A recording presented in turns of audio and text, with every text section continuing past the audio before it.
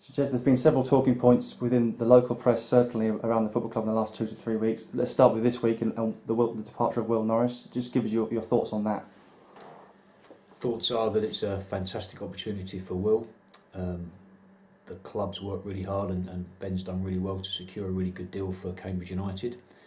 And it happened really fast, but these things often do.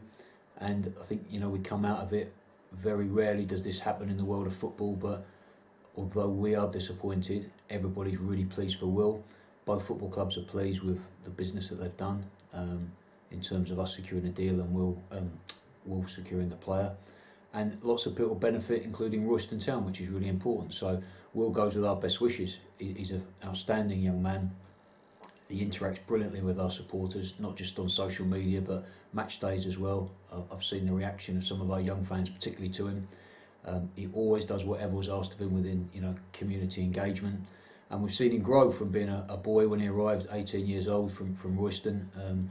We've seen his development, and we're really proud for the part that we've played in that. And I think, again, there's lots of people deserve credit for that, all the way from Sean recalling him when he was on loan at Braintree, when he first came to the club, Matt Walker's contribution, Martin Davis, obviously the baton picked up then from Kevin Pilkington, going all the way back with Royston and Steve Jackson, the chairman there, who allowed him to have the opportunity of coming to us in the first place.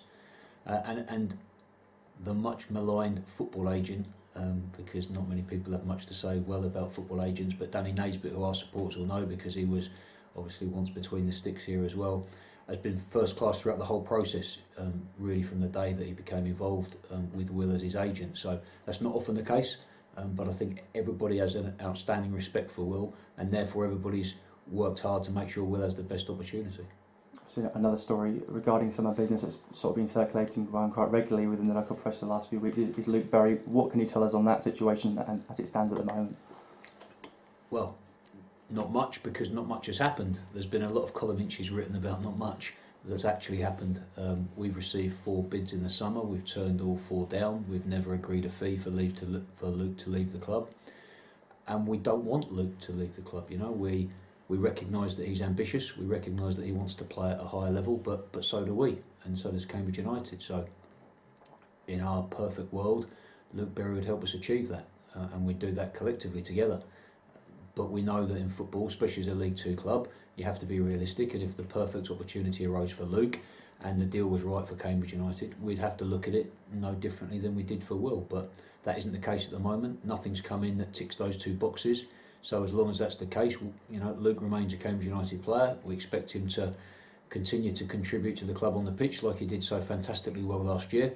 And we're looking to build a squad, and we're looking to strengthen the club, and we're looking to be really competitive next year and try to be successful on the pitch. So we know that with Luke in our ranks, we've got a better chance of doing that than without him. So every intention from us is to keep him, but as I said, there's a long way between now and the 31st of August, so we can't rule anything out because we don't know the intentions of other clubs.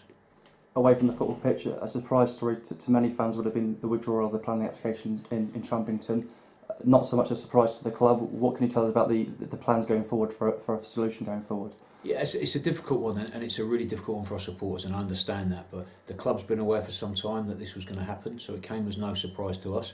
We're working really well, both with Grosvenor and with local authorities, to be in the right dialogue with the right people, to discuss the aspirations and the plans that the club feel are really necessary for this club, not just to survive, but to prosper and to have real ambitions of going higher within the football pyramid in the future. And those discussions and that dialogue is going really well, but it would be wrong of me to speak publicly about it. It would definitely be detrimental to what we're trying to achieve. So I think, the supporters just need to rest assured that lots of work is being done. We are being really proactive. We are driving that process.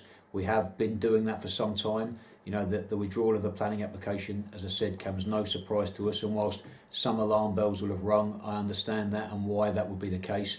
I just want to tell everybody again that we're working really diligently and really hard with the right people, and we're really positive that we can come out soon publicly and share with everybody our plans for what we can achieve for the stadium and therefore the long-term future of the club.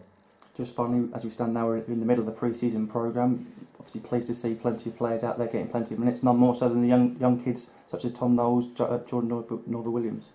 Yeah, and Sam Squire, he no one will know Sam was a young player because he played like a 30-year-old the other night, just sitting in front of the back four. But it's fantastic. The lads you've mentioned, and Harry Darling and Matt Foy and Leon Davis, and we had a young group anyway. You know, we're really pleased in the summer to be able to add some experience and some know-how with Jabbo and with Gary Deegan, and that's important. You know, with Leggy, that's a really good spine to the team.